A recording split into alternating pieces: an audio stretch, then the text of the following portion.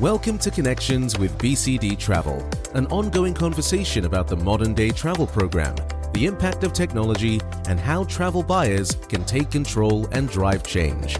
What are we waiting for? Let's start connecting. Welcome back to the show, everyone. I'm Miriam Moscovich. Hey, everyone. I'm Chad Lemon. Chad, how's the podcast mailbag been lately? Really fun. We're getting some great messages. Remember, a few months ago, we started the new text message feature, and people have been using that. So really fun to read them. You can use it through Apple or Spotify, or send us an anonymous message by going to bcdtravel.com/podcast. All right, Miriam, let's dive into today's topic. Well, it's no surprise to anyone, but travel risk management is our topic today. It's consistently the number one priority for our travel managers and travel programs. But today, we're not just discussing what GRM is, but we're connecting with our experts here at BCD to talk about how travel programs can assess, identify, and improve their strategy and ensure the best possible plan for their colleagues. Love this topic, and I love the group we've assembled to help guide our conversation. Our first guest has been on the pod before talking about the same topic, and we're excited to welcome back Lise Levesque, Senior Program Manager with BCD's Global Crisis Management team, back to Connections. And joining Lise is another Senior Program Manager we're excited to welcome back to the pod from our Global Crisis Management team, Christine Connolly. And finally, I know we are both excited to have Jorge Mesa, BCD's Senior Director, Travel Risk Management. Absolutely. So let's not waste any more time and jump right in.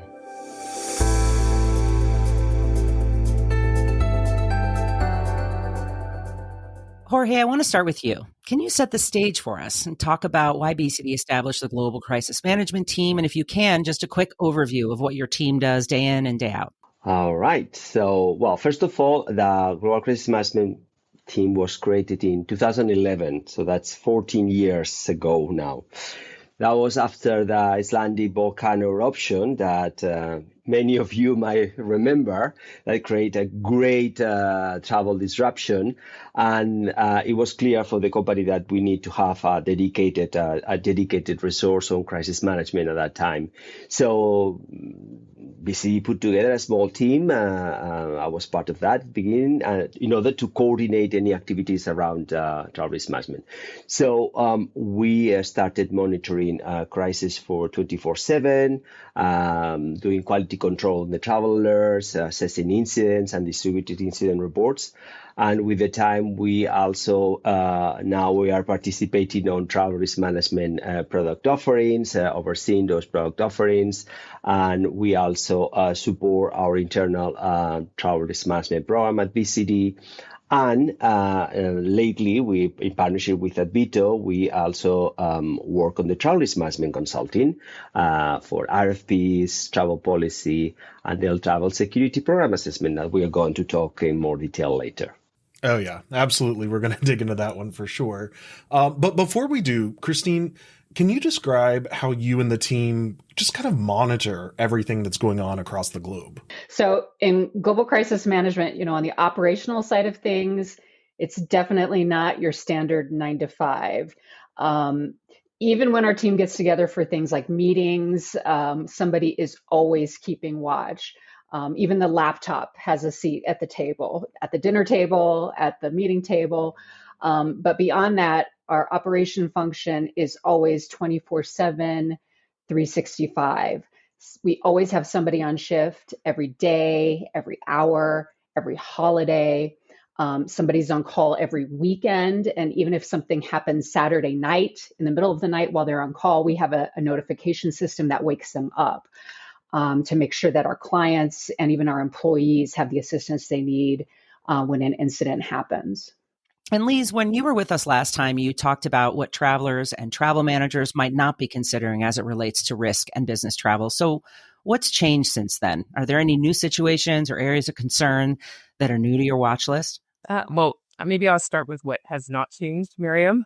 And that's that the world is always changing, but every day is different. So since I was here last with you, what continues is geopolitical instability, however, evolving with uncertainty. So we're seeing acts of terrorism in areas of the world that were unheard of in those areas. In addition to that, if we look back at the CloudStrike outage that caused disruptions for travelers around the world. Not only, disruptions to travel, but also, medical, financial operations among many. So, for organizations really prepared for that. And then there's a more recent with aviation incidents. So air travel is the safest mode of transportation, but would an organization be ready if they were faced with such an incident impacting their employees? And then the last I want to touch on is AI. So this brings a lot of positive to the industry and travel risk management, but then there's the increase of misinformation. So it's really more important than ever that to ensure that there's accurate, timely, and trusted information using trusted sources. Okay, Jorge, you mentioned the Traveler Security Program Assessment. I affectionately call that the TSPA, but can you just tell us more about it? What it is, why the offering is there, and why you all think it's vital for organizations to consider? Simple answer is it's an assessment of the travel risk management program of the client. So basically, any of our clients, the travel risk management program, it's an assessment. And many people listening probably to what Liz was saying, they might be thinking, are we ready? Are we really prepared for a real incident? What are we going to do? Who is going to do this or that? So if you don't have the answer to that, then you really need to do an assessment. So because you should know straight away where you are on that situation. In every survey, we say it earlier, all the travel buyers tell us that duty of care is their top program priority. And also in 2021, there was the ISO 31030 published, that is a new ISO as a guidance for travel risk management. So what are you doing about that, about your top priority? What are you doing to make sure you are aligned with this new ISO? And that's why we created this offering to support our clients on checking their travel risk management program. When the TSPA became an offering, I took a look at it and I said to myself, well, that's just sort of a no-brainer, right? I mean, why wouldn't you want to fully assess your program, see if you're ready, figure out everyone's roles in the event that something happens? But you also find, areas of improvement that are pretty significant, and especially as you prepare to mitigate that risk. So, Lise, can you highlight some of those key areas that the assessment covers? Yeah, absolutely. There's many of them. But one of their area of focus is prevention. So as you mentioned, Miriam, what are organizations doing to mitigate risks? So we drill down to further aspects in this area in prevention. So we see many organizations assessing the risk, looking at risk at the destination, but they also need to consider individual-based risks and unique set of factors that are associated with specific travelers. So, are they taking into consideration, for example, risks that may differ based on gender? Or another example is, there may be a wheelchair-bound employee that might be traveling to an area that doesn't have that infrastructure to support. So organizations really need to ensure information or even training is available to travelers, including individual-based risks. Another area that we drill down to is traveler support. So, for example, you have a new employee going on her first business trip and gets into a car accident on Saturday night. Does she nuclear call? So in this area, we drill down to various aspects of support. So that can be medical security, even legal as financial. And another one that we even drill down to is even mental support, right? So if a traveler is, physically safe, but they were involved in a traumatic incident, that's something that is type of support that's needed, that organizations need to consider. And I'll tie in, touching on the last here, is communication of the program. So we often see organizations in our assessment falling short in this area. So we drill down not just to how the program is communicated, but also measuring the effectiveness of those communications. So these are just a few of many of the areas that we touch on. And just in case it's not obvious to our listeners, how do these areas that you covered impact actual individual traveler safety?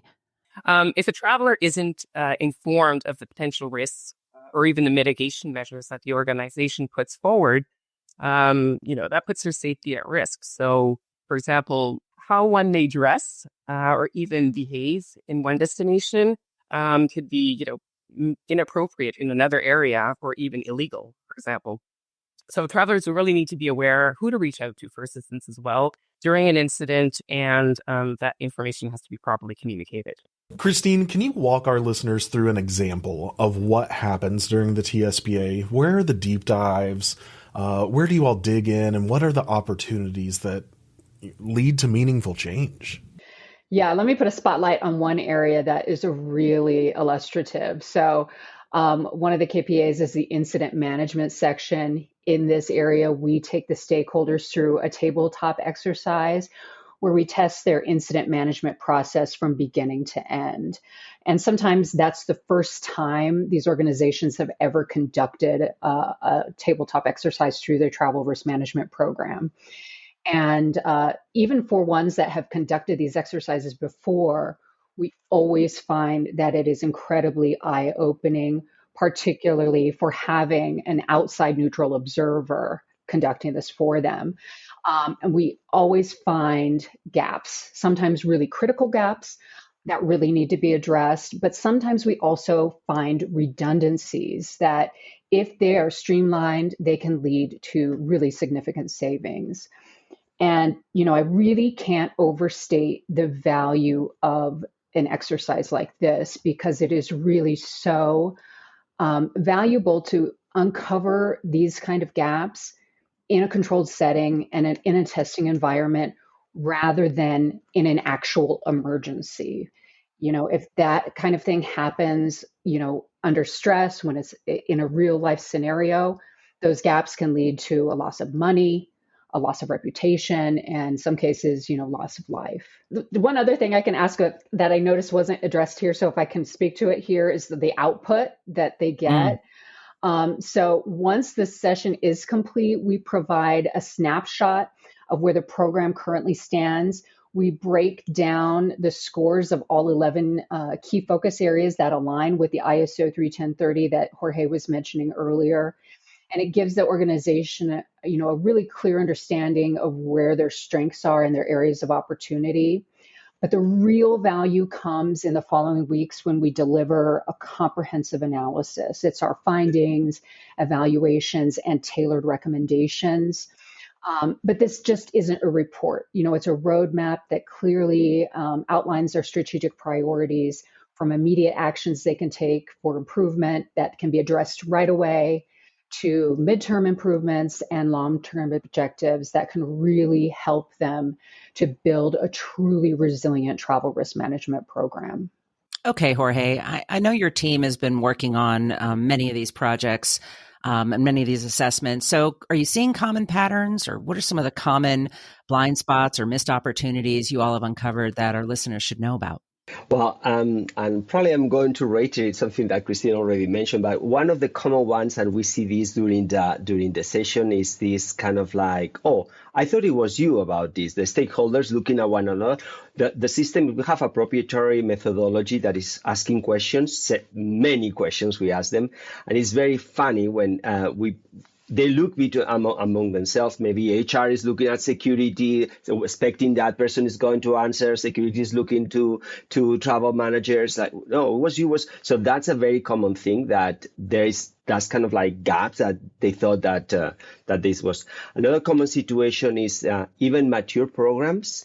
If the travelers don't really know about the program, nothing can be happen. So if they don't know how to act during an incident, if they don't know how to report things that happen, and very often that also, when we have the average of the results, that's a very common thing that we see as well. We saw cases where they were paying for services that they don't use.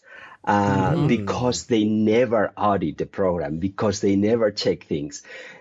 A very funny one, I'm not going to disclose who, was a German company. They never have a single call to their travel risk management provider, because that was never communicated to the traveling population. So they were paying for 1 year. No one was calling because no one knew the number that they need to call. So things like that, very, very silly things like that, sometimes, as Christine was saying, can make major difference.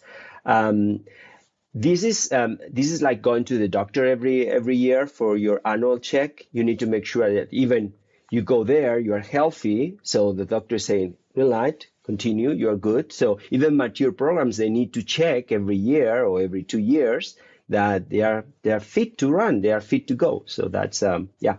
And I keep hearing all three of you guys kind of always highlight the fact that even the benefits or the things that a program has in place to attack some of these areas, the communication to the individual travelers on how to use those services, how to use those sources to be better informed, that's always the critical piece, right? That can enable you to meet the needs of your travelers in the area of travel risk management. All right. So now hearing all of this, how can travel programs ensure they're not overlooking some of these critical areas of traveler safety? Well, a very simple thing is that if you're listening here, just contact us to start with the TSPA process. Yeah, step one. So step right. one. So that's and very often there's many different stakeholders, and every company has different. Sometimes the program is shared among travel, among security, HR. So there is no like a whole like a unique ownership of the program. And sometimes to start that conversation, it is difficult. A GBTA convention or conference, we hear people talking about this as well and asking, how can I make? Let's start the conversation. We are here to help. So even if it's not going to happen yet or this year, let's plant the seed. So call us. We can speak with you. We can give you resources on how to start this conversation. But the travel managers that might be listening, start the conversation with the different departments because this is worth to check it out.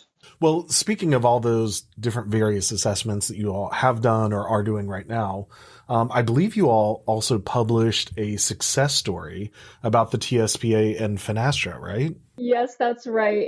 It was a great example of how multiple teams come together during the assessment process. Yeah. I remember reading a little bit about it. Okay, why do you think it was so critical that all those different teams work together on this rather than just the travel program or their travel leadership, Christine? Why was it so important that all those different stakeholders were at the table? Well, yeah, that kind of goes back to what Jorge was mentioning about all the stakeholders, right? And all of the different responsibilities, because it's not always clear. Not all organizations really have all those roles defined and which responsibilities fall under whom in their travel risk management program. So that can often lead to confusion about who's accountable for what. So the more stakeholders we have at the table that have touch points into a travel risk management program, the better and the more vital that discovery process is. With the Finastra case study, one of the big outcomes there that we found with that assessment, and this will really resonate with the travel managers, sometimes some of these crisis response responsibilities fall on the shoulders of the travel managers. And that was the case with Finastra. For some of the minor incident management things, it was falling on that travel manager. And through the assessment, they found that was happening. And they said, this is not where he excels.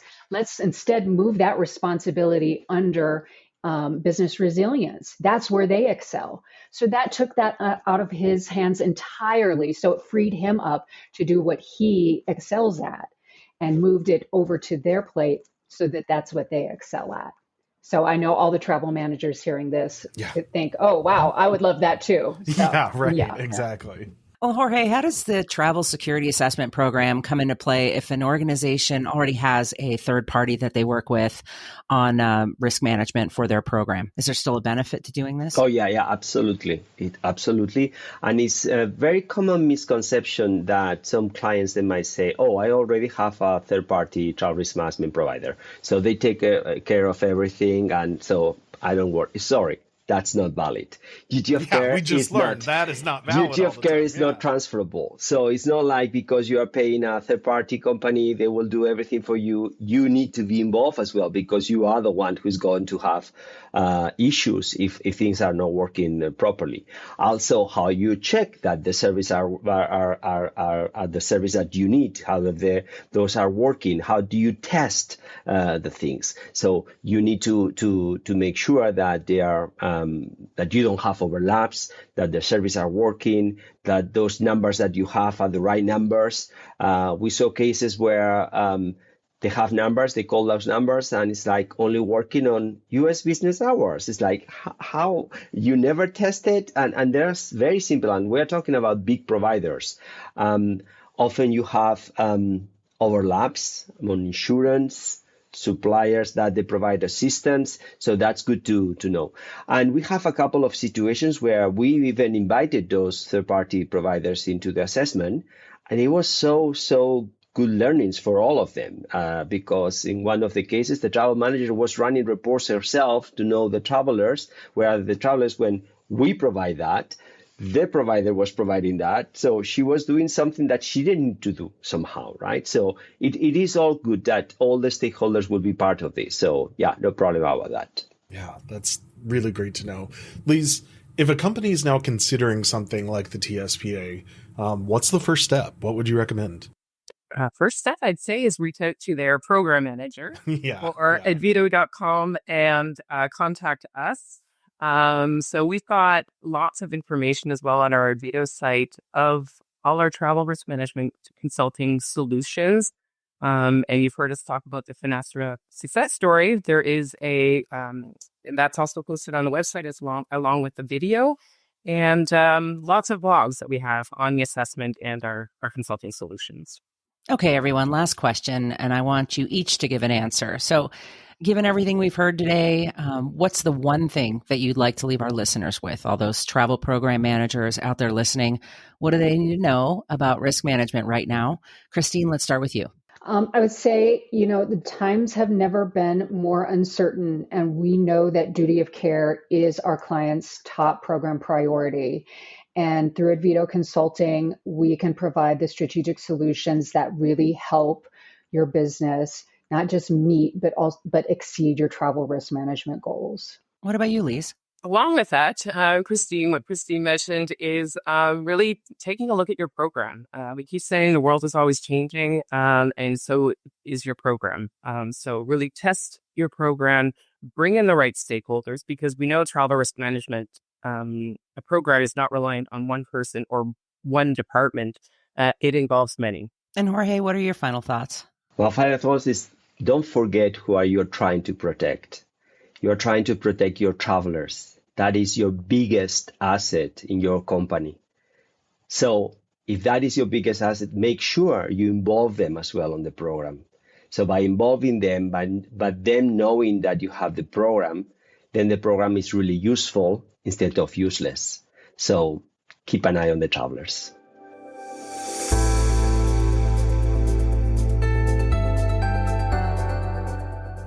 Miriam, I know you're very intentional with your own safety and risk while traveling. What's your biggest tip for all of our listeners? I would say limit hugs. You never know what germs you're bringing home with you. I knew you were going to say that. I knew No hugging. Well, that's all for this episode. Thanks for listening, everyone. Reach out if your program could benefit from the Traveler Security Program Assessment. Thanks for connecting with us. BCD Travel helps companies travel smart and achieve more. We drive program adoption, cost savings, and talent retention through digital experiences that simplify business travel. Learn more about the topics you heard on this episode by visiting bcdtravel.com/podcast.